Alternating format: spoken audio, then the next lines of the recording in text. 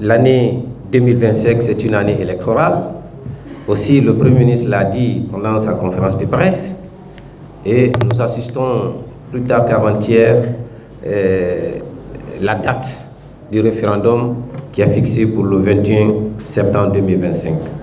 Cela veut dire que cette année, il faut que les partis politiques se mettent à l'ordre du bataille, non seulement pour le référendum, mais après le référendum, il y a des autres élections, à savoir l'élection communale et communautaire, l'élection législative et l'élection présidentielle.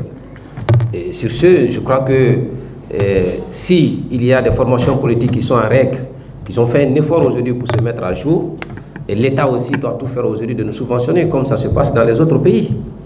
Ou si, en tout cas, à mon humble avis, dans les autres pays, il y a des règles. Et chaque pays a ses exceptions par rapport à matière de démocratie, parce que la démocratie évolue avec le contexte social et économique de son propre pays. C'est ça la vraie démocratie. On ne peut pas emprunter démocratie occidentale parce qu'ils ont fait des années avant d'arriver là où ils sont aujourd'hui. Et je crois que nous sommes à l'état embryonnaire, mais pour encourager la démocratie et surtout les formations politiques, non seulement nous devons assister à la couverture médiatique, mais aussi nous devons vraiment être subventionnés pour être sur le terrain comme le font les autres pays. Aussi, il y a des élections.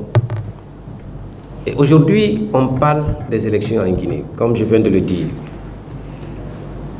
Est-ce qu'aujourd'hui, les préalables sont épuisés pour qu'on puisse aller à une élection transparente, crédible? Est-ce qu'aujourd'hui, la date du 21 septembre est tenable? Point d'interrogation.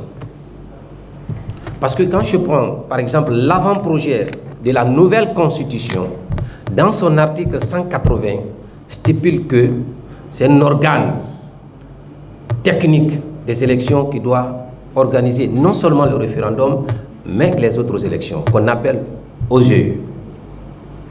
Mais on fixe la date.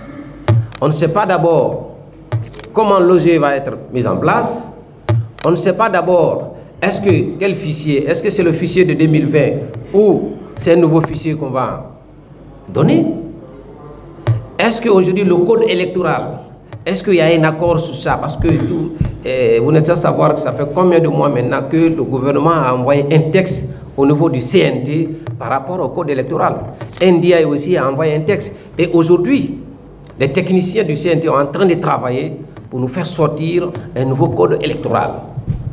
Jusqu'à présent, tout ceci, on ne sait pas. Et à 5 mois de la date, est-ce que tout ça c'est tenable? Et l'acheminement aussi des kits à l'intérieur du pays, le recensement, alors qu'il y a des activités en matière électorale qui peuvent prendre 45 jours. Et jusqu'à présent, rien encore n'est démarré. Et nous sommes pessimistes par rapport à la date. Sinon, en tant que politique, nous nous réjouissons de la fixation de la date parce que la Guinée, depuis 2021, nous demandons toujours le retour à l'ordre constitutionnel, c'est-à-dire à la normalité. Et si aujourd'hui, on nous dit que le référendum aura lieu le 21 septembre, c'est normal, en tant que politique, nous devons envoyer le message à nos militants et sympathisants pour se préparer non seulement pour voter la nouvelle constitution, mais se préparer aussi pour les futures échéances électorales que nous allons bel et bien participer. Que ce soit les élections communales et communautaires, que ce soit les élections législatives ou présidentielles, soyez rassurés que le trio se prépare. Que la date soit fixée ou pas, en tout cas, nous déjà, on est sur le terrain et après avoir donné l'autorisation à des partis politiques de commencer les activités, c'est pour cette raison nous avons organisé cette conférence pour dire qu'à partir d'aujourd'hui, nous demandons humblement nos structures, de la base au sommet, et des militants et sympathisants de se lever, de commencer à travailler